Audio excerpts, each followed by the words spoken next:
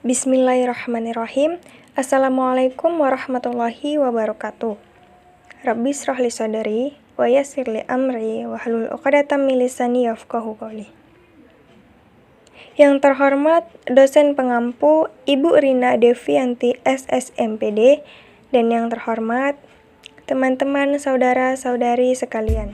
Dalam video kali ini, kami dari kelompok 2 yang terdiri dari Adelia Anggraini dengan NIM 0308202026, Ajriasi Putri dengan NIM 0308202032, Nur Asrima dengan NIM 0308201038, dan Rantika Wulandari dengan NIM 0308202023. Kami di sini akan membahas tentang hakikat bahasa. Nah, untuk mempersingkat waktu, langsung saja ke pembahasan yang akan disampaikan oleh teman-teman sekalian.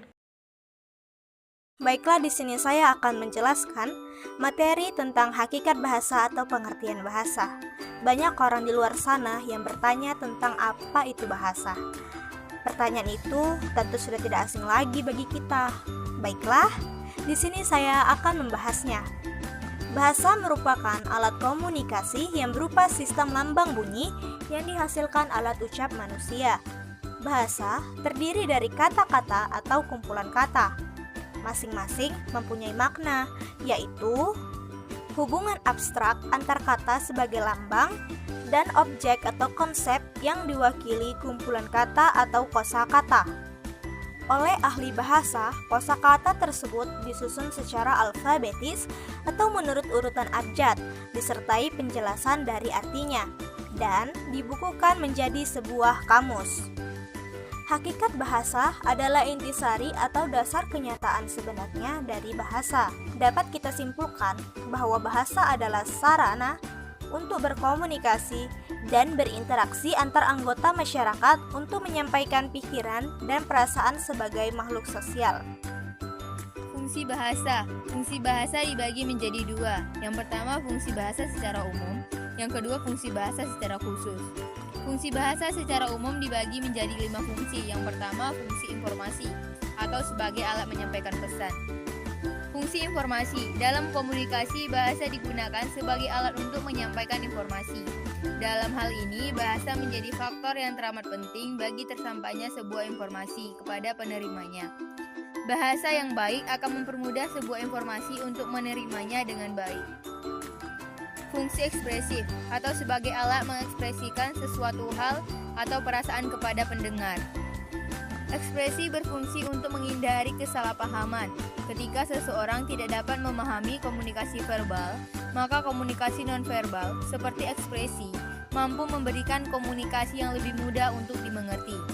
Sehingga ekspresi dapat meminimalisir kesalahpahaman dalam berkomunikasi.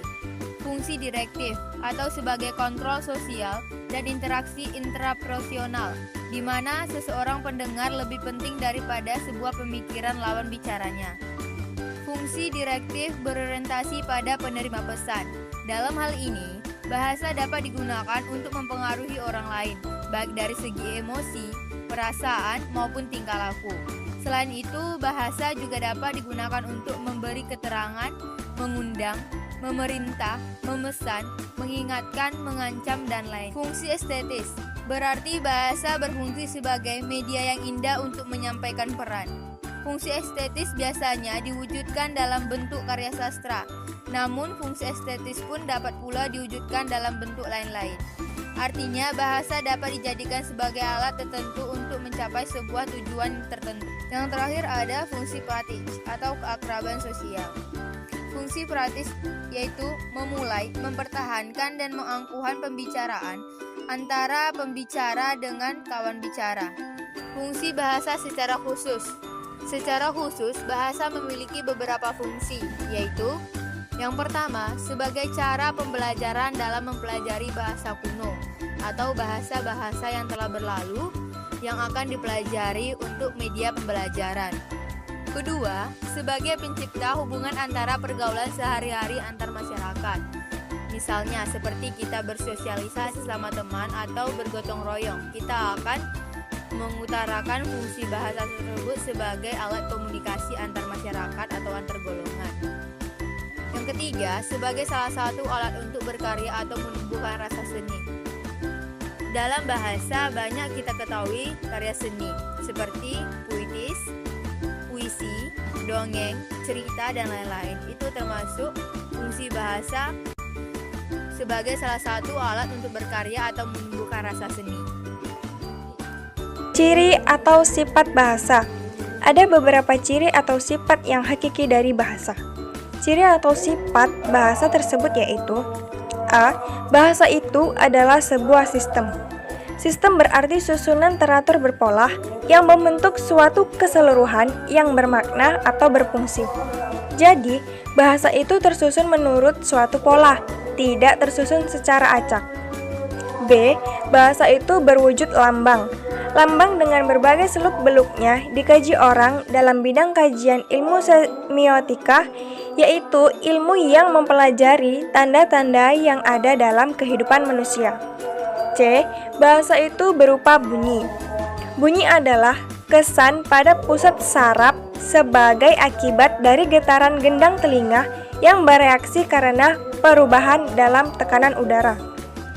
D. Bahasa itu bersifat arbitrer. Kata arbitrer bisa diartikan sewenang-wenang, berubah-ubah, tidak tetap, mana suka. Yang dimaksud dengan istilah arbitrer adalah tidak adanya hubungan wajib antara lambang bahasa atau yang berwujud bunyi itu dengan konsep atau pengertian yang dimaksud oleh lambang tersebut. E. Bahasa itu bermakna.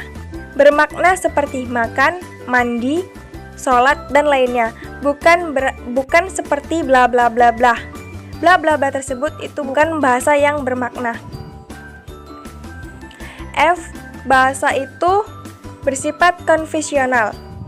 Meskipun hubungan antara lambang bunyi dengan yang dilambangkannya bersifat arbitrer, tetapi penggunaan lambang tersebut untuk suatu konsep tertentu bersifat konvensional. Artinya, semua anggota masyarakat bahasa itu mematuhi konvensi bahwa lambang tertentu itu digunakan untuk mewakili konsep yang diwakilinya. G. Bahasa itu bersifat unik. Artinya, setiap bahasa mempunyai ciri khas sendiri yang tidak dimiliki oleh bahasa lainnya. H. Bahasa itu bersifat universal. Artinya, ada ciri-ciri yang sama yang dimiliki oleh setiap bahasa yang ada di dunia ini. I. Bahasa itu bersifat produktif. Artinya, meskipun unsur-unsur bahasa itu terbatas, tetapi dengan unsur-unsur yang jumlahnya terbatas itu dapat dibuat satuan-satuan bahasa yang tidak terbatas, meskipun secara relatif sesuai dengan sistem yang berlaku dalam bahasa itu. J. Bahasa itu bersifat bervariasi.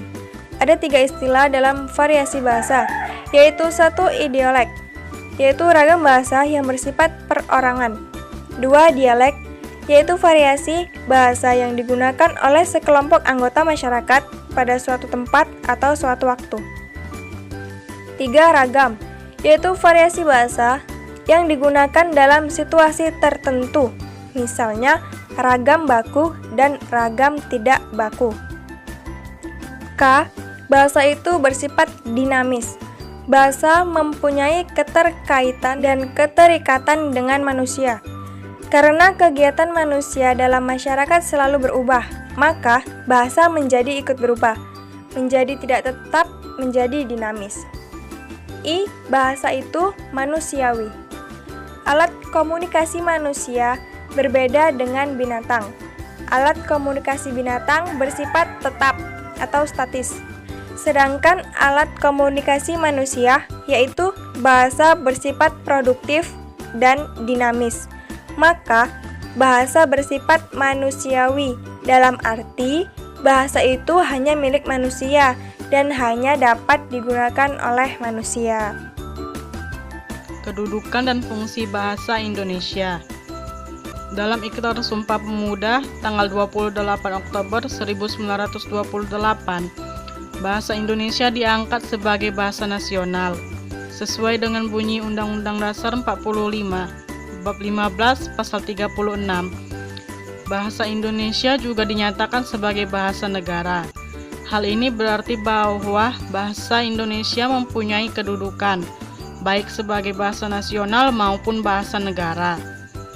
Yang dimaksud dengan kedudukan bahasa ialah status relatif bahasa sebagai sistem lambang nilai budaya yang dirumuskan atas dasar nilai sosialnya. Sedangkan fungsi bahasa adalah nilai pemakaian bahasa tersebut di dalam kedudukan yang diberikan. Yang pertama, bahasa nasional. Sehubungan dengan kedudukannya sebagai bahasa nasional, bahasa Indonesia memiliki 4 fungsi. Yang pertama, lambang identitas nasional. Yang kedua, lambang kebanggaan nasional. Yang ketiga, alat pemersatu berbagai masyarakat yang mempunyai latar belakang sosial budaya dan bahasa yang berbeda-beda. Dan yang keempat, alat perhubungan antar budaya dan daerah. Yang kedua, bahasa negara. Berkaitan dengan statusnya sebagai bahasa negara, bahasa Indonesia memiliki 4 fungsi. Yang pertama, bahasa resmi negara. Yang kedua, bahasa pengantar resmi di lembaga-lembaga pendidikan. Yang ketiga, bahasa resmi dalam perhubungan tingkat nasional untuk kepentingan perencanaan dan pelaksanaan pembangunan serta pemerintahan. Dan yang keempat, bahasa resmi di dalam pengembangan kebudayaan dan pemanfaatan ilmu pengetahuan serta teknologi. Jadi, kesimpulan pada video kali ini yaitu bahasa sebagai sebuah sistem lambang bunyi yang arbitrer yang dipergunakan oleh para anggota suatu masyarakat untuk bekerja sama, berinteraksi, dan mengidentifikasi diri.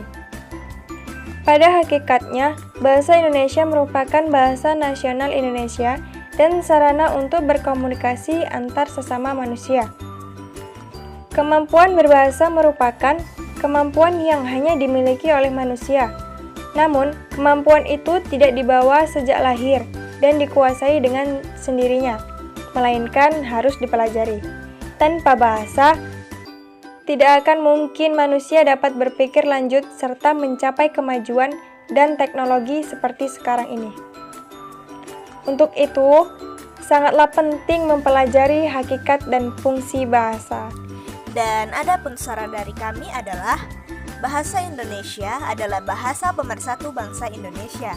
Sebagai bangsa yang mempunyai sifat patriotisme terhadap bangsa dan negara, haruslah kita sebagai generasi muda penerus bangsa senantiasa menjaga dan menjunjung tinggi apa yang kita miliki agar bahasa Indonesia selalu berkembang lebih baik tanpa harus terkontaminasi oleh pihak luar.